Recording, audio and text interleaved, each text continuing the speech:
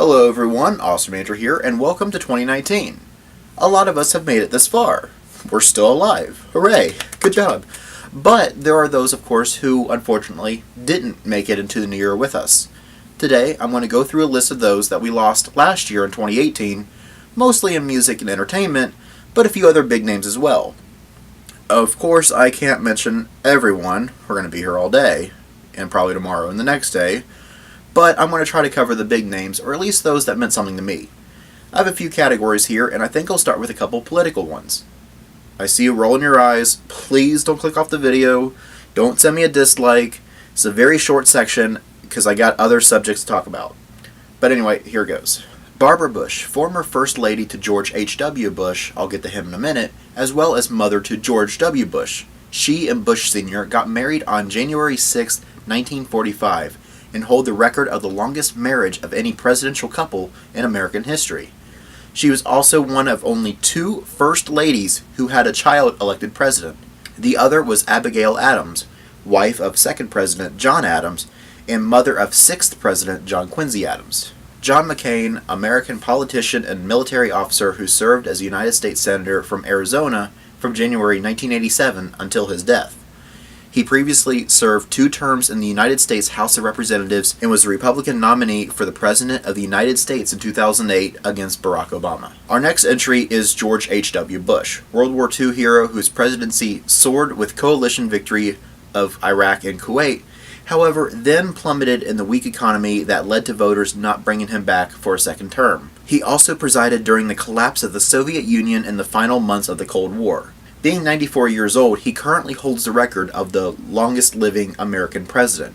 However, Jimmy Carter, number 39, is still alive as of making this video and is only 4 months younger than him. So, who knows? Maybe Jimmy could be the new oldest. Come on, Jimmy, you've made it this far. You could make it 4 more months. Most people tack the miscellaneous category at the end, but I'm not most people.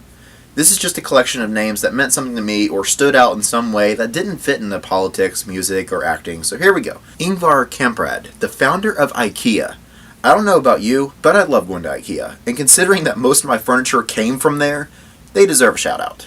Stephen Hawking, English theoretical physicist, cosmologist, and author at the Center for Theoretical Cosmology at the University of Cambridge at the time of his death. At only the age of 21, he was diagnosed with the slow progression of ALS, or Lou Gehrig's disease. Even after losing his speech, he was still able to communicate through a speech-generating device, initially through a handheld switch, and eventually by using a single cheek muscle. He died at the age of 76 after battling the disease for more than 50 years. Charles Lazarus, World War II veteran who founded Toys R Us 60 years ago. Unfortunately, as you know, Toys R Us has fallen on hard times. Unable to survive the digital age, they fell into heavy debt. I remember the day after Lazarus died, Toys R Us announced they are closing all their stores. I visited a couple Toys R Us stores close to me after that announcement, and this picture I took almost made me cry.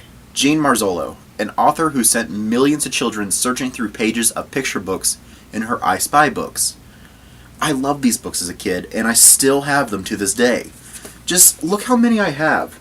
I got Treasure Hunt, and I Spy Funhouse, and I Spy Mystery, I Spy Christmas, I Spy School Days, I Spy Year-Round Challenger.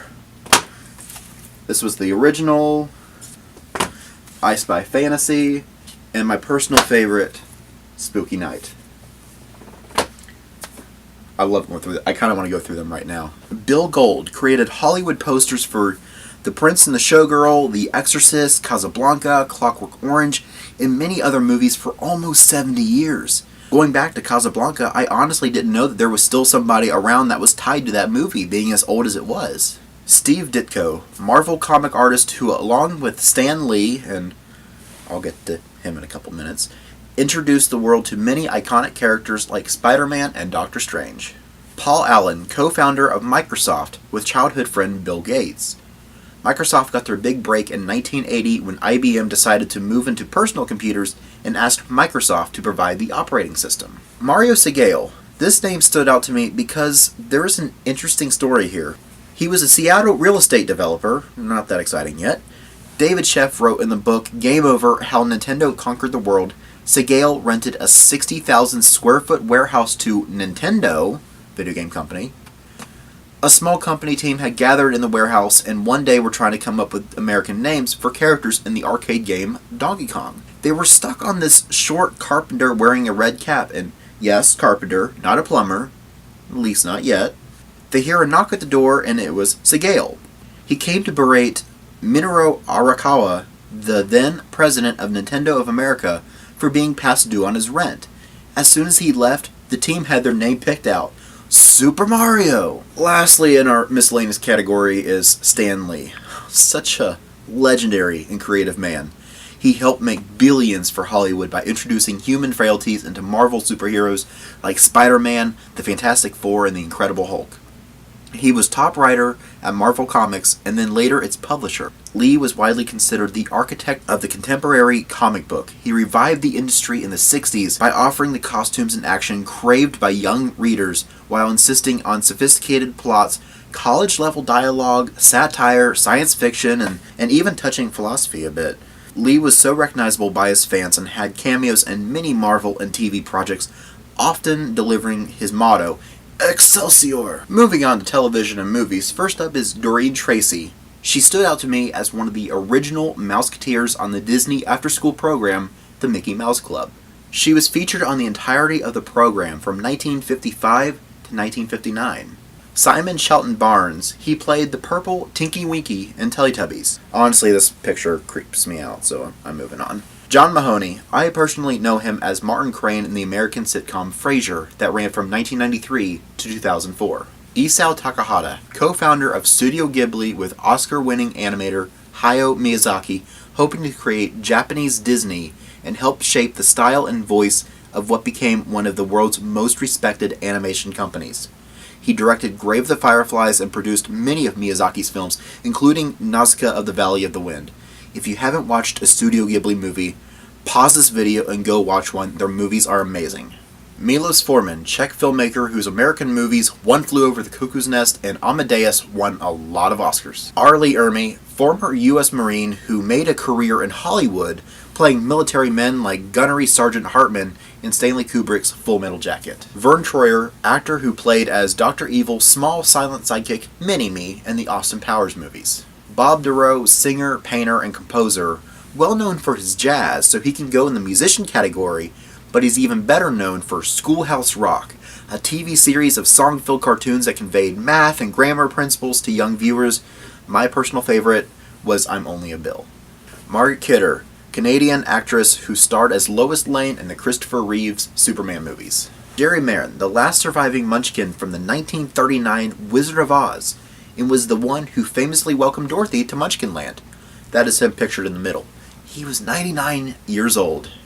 Martin Bregman, film producer behind Scarface, Dog Day Afternoon, and many other late 20th century crime dramas. Richard Benjamin Harrison, also known as the Old Man from Pawn Stars. I watched a lot of Pawn Stars back in my college days, not so much now. The show has come under fire with criticism about everything being fake, and of course about Pawn Star Chum-Lee's various charges. But still, they brought in a lot of really cool things on that show. You never know what they're going to bring in until the next episode. Burt Reynolds, film and TV star known for his acclaimed performances in Deliverance and Boogie Nights, as well as Smokey and the Bandit in The Longest Yard. Stephen Hillenburg, this might be the name last year that hit me the most. Cartoonist who used his love of drawing and marine biology to create the Nickelodeon cartoon SpongeBob SquarePants. Back when the show came out in 1999, I remember watching the commercial so excited to see the show come out. March of 2017, he announced his diagnosis of ALS and said he would continue to work on the show for as long as he could. His progression was pretty fast then. A year and a half? That sounds pretty fast to me. Although, I guess my other example would be Stephen Hawking, and his was 50 years. And now time for musicians and singers. It wasn't too long into 2018 before we lost an important musician. Just January 4th, Ray Thomas, founding member of the Moody Blues, best known for his contributions on Days of Future Past. His flute solo on Nights in White Satin, that's pretty good. That's some good stuff there. By the way, I have a video talking about that album. If you haven't seen it yet, check it out. He also wrote several songs for the band, including Legend of the Mind and Veteran Cosmic Rocker. Dave Holland, best known for the drummer of Trapeze from 1969 to 1979, and then Judas Priest from 1979 to 1989. Fast, Eddie Clarke, former guitarist for Motorhead. Clarke joined Motorhead after it was founded in 1975 by Ian Kilmister, aka Lemmy. He was the last of the classic lineup of Motorhead, as both Lemmy and drummer Phil Filthy Animal Taylor passed away in 2015. Jim Rodford, former Kinks bassist. Rodford joined the Kinks in 1978, touring with the group and playing on later albums. He has also played with the Zombies since 1999. Leon Chancellor, session drummer who played for several big artists including Michael Jackson. In fact, you can hear him on Thriller. Other artists he performed with was Lionel Richie, Tina Turner, Donna Summer, Frank Sinatra, John Lee Hooker, and Kenny Rogers, to name a few. John Perry Barlow, founder of the Electronic Frontier Foundation and former lyricist for the Grateful Dead. A few songs he wrote included Touch of Grey and Brown Eyed Woman. Craig McGregor, best known as the longtime bassist for Foghat, which he joined in 1976. Gary Burton. Since the late 1960s, Burton designed many memorable album covers for several artists of rock and folk rock. A few albums he made were Crosby, Stills & Nash's first album cover, Joni Mitchell's Blue, and even dressed up the Eagles in Wild West clothes for Desperado. Mike Harrison, most notable as the principal lead singer of Spooky Tooth and as a solo artist. Danny Kirwan, former Fleetwood Mac guitarist. Kirwan was part of the group from 1968 to 1972 and played on the albums Then Play On, Kiln House, Future Games, and Bare Trees. He was among the 8 members of Fleetwood Mac who got inducted into the Rock and Roll Hall of Fame in 1998. Jalal Mansur Nuruddin, member of the last poets that emerged in Harlem at the end of the late 1960s, reciting rhythmic verses over conga drumming and speaking directly to the disenfranchised youth of New York's black community. He had widely become known as the grandfather of rap. Philip John Heisman, English drummer, recording engineer, record producer, and music publisher. He replaced Ginger Baker on drums and Graham Bond Organization, and he was briefly with John Mayall and the Blues Breakers in 1968. He joined Coliseum, however, after the band broke up, he later formed Coliseum 2. There were some big names in that group. DJ Fontana, American Hall of Fame rock drummer for Elvis Presley. Matt Murphy, master bluesman who played with Howlin' Wolf, Etta James, Chuck Berry, and Memphis Slim, but was best known as a member of the Blues Brothers Band. Murphy toured with the band, appeared in the movie, and even continued to perform and record. Vinnie Paul, co-founder and drummer of Pantera. Paul and his brother Dimebag Darrell formed Pantera in 1981. Later, after Pantera broke up in 2003, the brothers formed Damageplan. Aretha Franklin, undisputed queen of soul, who sang with matchless style on classic songs like Think, Say a Little Prayer, and of course, Respect, and stood out as a cultural icon around the globe. In 1987, she became the first woman inducted into the Rock and Roll Hall of Fame, although since the Hall of Fame started in 86, I guess that part isn't too impressive, although getting in as quickly as she did is pretty impressive. Ed King, former guitarist for Lynyrd Skynyrd, who helped write several of the group's big songs. King joined the band in 1972 and was present on the band's first 3 albums. He was credited to writing several songs, including Sweet Home Alabama. In fact, you can also hear him providing the opening count on that song, as well as Saturday Night Special and working for the MCA. Marty Balin, founder of the 60s San Francisco Sound, as the lead singer of Jefferson Airplane, as well as Jefferson Starship in the 70s. Otis Rush, American blues guitarist and singer-songwriter, with qualities similar to 1950s artists like Magic Sam and Buddy Guy. His sound became known as the West Side of Chicago blues, and was an influence on many musicians including Michael Bloomfield, Peter Green, and Eric Clapton. He was inducted into the Blues Hall of Fame in 1994, and Rolling Stone put him at number 53 on the 100 Greatest Guitarists list. Jeff Emmerich, Beatles studio engineer who entered the music business in his mid-teens and by his early 20s had helped make history through his work on landmark albums like Revolver and Sgt. Pepper's Lonely Hearts Club Band. Jimmy Farr, singer, songwriter, and the original singer of Raw Energy Band. He's also best known as the second singer of Molly Hatchet from 1980 to 1982, and in more recent years, Gator Country, which is pretty much a spin-off of Hatchet. Hugh McDowell, English cellist best known for his membership in ELO. He performed with the first live lineup of ELO back in 1972, but left with founding member Roy Wood to perform with the group Wizard. He came back to ELO in 1973 and remained with the band until Jeff Lynne removed the string players from the lineup.